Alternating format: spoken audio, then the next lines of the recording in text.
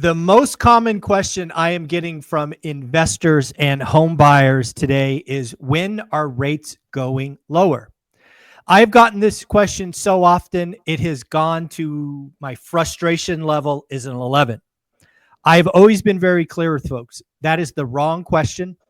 I want to even be more harsh. That is a stupid question. At the end of the day, as an investor, I do not care if interest rates are 10%. I am writing a deal based on the current cost of capital. If you are waiting for rates to come down, you're not doing the right things.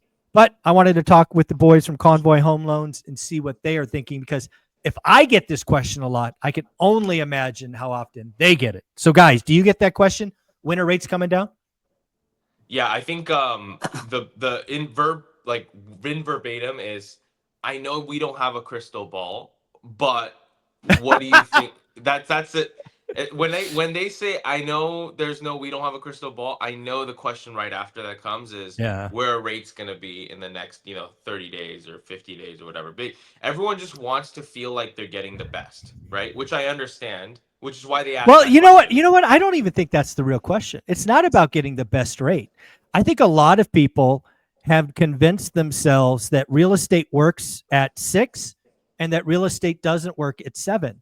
And that's why I keep telling people, I don't care if rates are 10. So I disagree with you. I don't think this is some kind of, I want the best rates possible. This is just some lazy, non-doing the work individual that mind shuts off at 7 and it turns on at 6. That's what I think. I mean, you could be right. You could be right, definitely. I mean, I think a lot of people, and this is why people shop a lot, right? They just want to find kind of, and that's where my logic comes in, of the clients obviously looking, trying to always get the Sure. best. Um, and I think the biggest misconception of that is, I'm gonna wait till, right. That's the next thing, right? It's if we don't have a crystal ball, what are rates gonna be doing? And then the next thing is, I'm gonna wait till whatever their Yeah. their threshold is. Yeah. This question today, Dustin, is so just not the right question, because, again, I think if I look at what the Fed has in front of them, there are potentially two horrible options.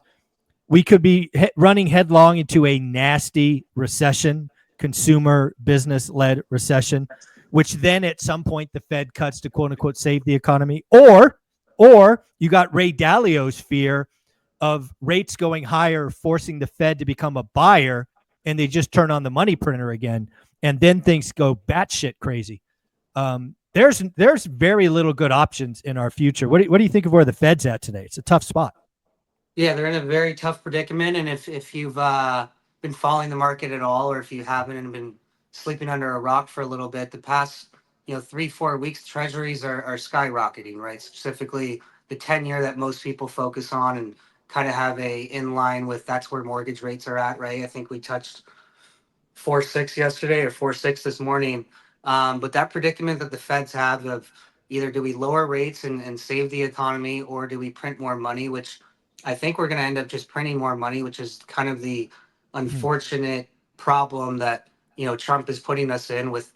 There's two different clickbaits you're seeing that are scouring the internet with, yeah, it's going to save the tax bill, we're going to save a lot of money, and all the people are not going to pay as much taxes, but now how do we make up for all of these tax savings? Well, now we got to print money, and now the treasuries are the safe haven, and now rates go Yeah. up, and it's a never ending algorithm that investors, but mortgage companies, lenders, etc., have to try and gauge of, when are rates coming lower. Well, right now we've said it for the last year and a half, 2 years.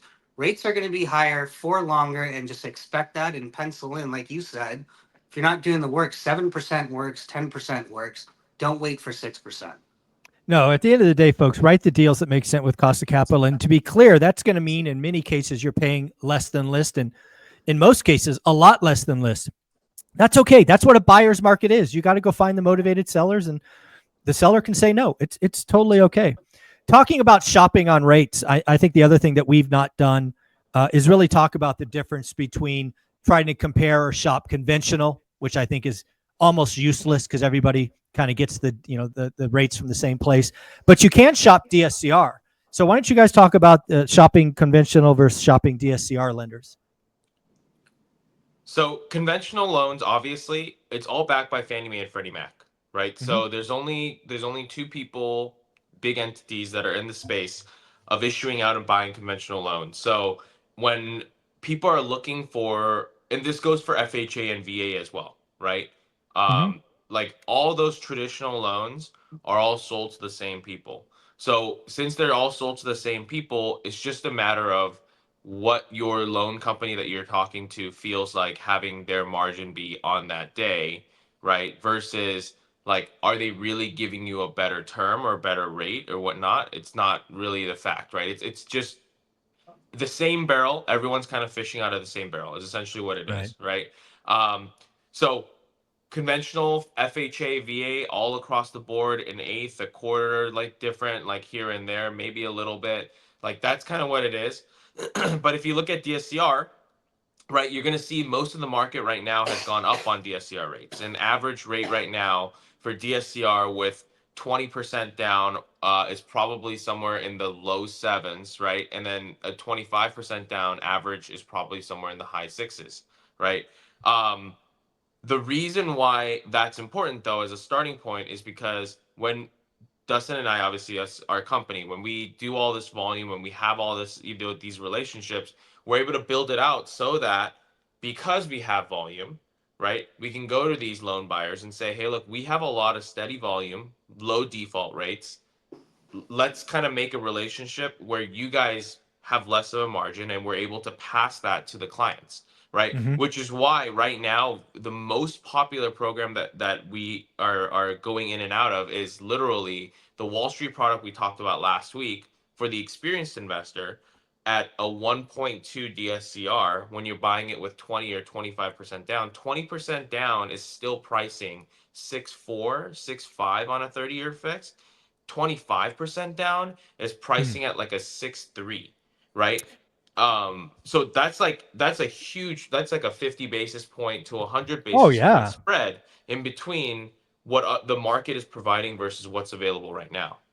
No, and again, I mean, just think about this. A lot of people are, they watch Lance Lambert, who's Resi Club, and he posts every day what mortgage rates are. And conventional mortgage rates are 7.1, I believe was the last print. Now you're talking about getting a DSCR loan at 6.3. Now, granted, more down, probably, some more points or whatnot. But again, it's because you have relationships, volume, low default rate, you're able to negotiate better deals and pass that savings on to your investors, which obviously keeps deal flow going really Mhm. well. You had another program that you guys were excited about, a 15% down program. I mean, damn, dude, we were talking 25 and 20. Now you're going to 15. What's going on? Yeah, now we have, I mean, I've been funding a lot of these personally, right? These are experienced investors, so they're not So, newbies, so, right? so defined experience, so people Yeah, don't get so it twisted. experience means you have at least, my personal definition of experience is at least three rental properties in the last, 2 years. But Okay. the lender's definition of experience is one, at least one in the Oh, last year. okay. Yeah, but the the most popular down payment right now has been, if you're not going 20 or 25% with a better debt coverage ratio, you're going 15%.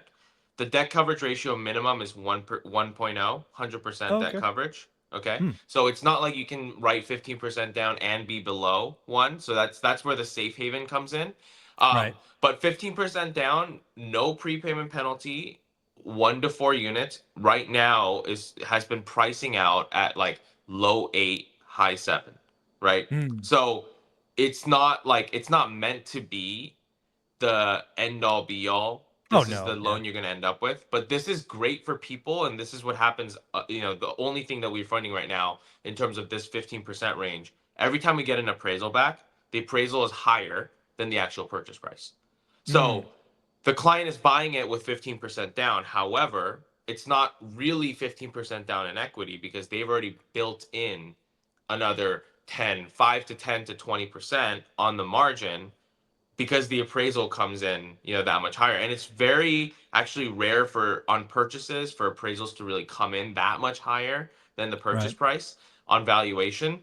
But a lot of the investors that I'm dealing with the 15% down are having that happen. So they're happy to put 15% down, build in that equity with no prepayment penalty, low eight. Like they don't care at that point because what they're gonna do is they're gonna stabilize it, right? They have a plan, stabilize it for a year, and then once that year is up, refinance it into a better LTV situation where at that point they're gonna be at 70 or 75%, and then get Right. into better terms at that point.